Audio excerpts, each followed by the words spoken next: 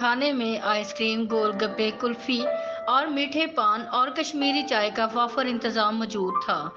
सब अपने अपने टेबल पर कुछ ना कुछ खाने में मसरूफ थे और साथ साथ शादी की इस खूबसूरत तकरीब को एंजॉय कर रहे थे। नसीम, घर की मुलाजमा, असद के सामने पड़े टेबल पर मिठाई और मेहंदी की ट्रे रख दी और असद को मुबारक साहब कहकर इससे कुछ इनाम वसूल करते चली गई। फिर असद की मामा असद के पास आई और माथा चूमकर असद के पास ही बैठ गई और प्यार से असद को मेहंदी लगाकर रस्म का आगाज किया और असद को मिठाई खिलाते हुए दुआएं देने लगी।